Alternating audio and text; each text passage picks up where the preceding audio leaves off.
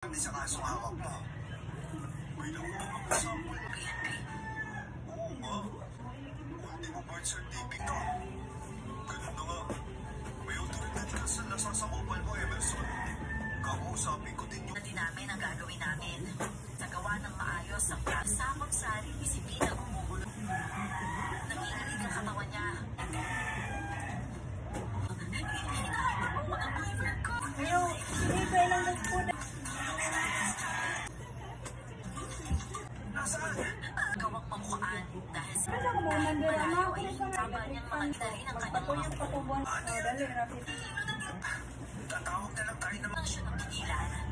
Baka bumagsak na siya sa lukay na naroon pa din at walang kakilos-kilos. Saksak ba niya, bebe? Nagkarasal na lang ako. Siguraduhin mo lang ba ito, ha? Dito na ako sa likod.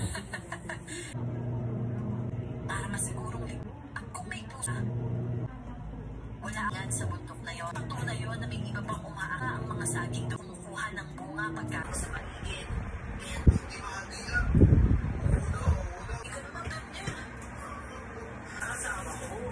Kung mahala para hindi ka mabuhay. Ilan yung ako, dalawa? Bakit ka ako? Hindi ko ba matatapos to? Hindi ba?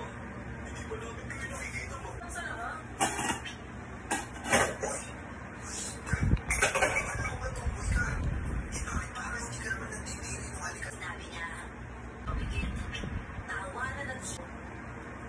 Tapos ang isa, ay uuwi kami. Pagod na kami. At tulog na lang talaga ang gusto namin gawin. Kinabukasan naman habang kumakain kami. Itinanong sa akin si Maria. Hindi ko magagalit. Sino ba yun? Ano ang sinasabi mo? Plano ko na pagkatapos mong malalit mamaya. Pupulahin ko din na rin yun. Halos mamula ang mukha ko habang pinapakinggan ang recorded audio ni Malu. Kagat ko ang pang-ibabang labi habang nakaloko. Hanggang sa marinig ko din siya daw yun. Parehas ako na mabuntong hininga. Kapulakas daw ang nagtaas ng mukha. Ako na ang loob kong ikwento sa kanya ang katotohanan tungkol sa pagkatao ko. Nag-iintay nga lang ako na sabihin. Tigas na tigas pa ako ng boses sa harap mo. Sa wakas! Tsaka walang niya ka. Nag-i-source mo pa pala ako ng katotohanan, ha? Hindi ko akalaing mas satisfying pa sa honeymoon ang mapapalakos pag-akyat namin ng radyo ni Malu.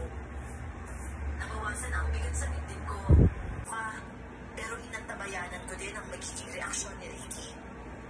Wala. Parang baliwala lang naman sa kanya. Araw-araw ko inorasyonan at inalayan itong punong to. Bakit? Alam ko. Basta kaya, Ricky. Hindi na siya kumibo. Yun lang naman pala eh. Matapang ba? Bakit nun? At yun ang ginawa kong baso. Pinilit ko pa ang baso para sana makipag-cheers sa kanya. Pero seryosong-seryoso na ang mukha niya nun. Ako na lang din naubos yan. Cheers. Salamat Ricky ha. Naunawaan mo ko.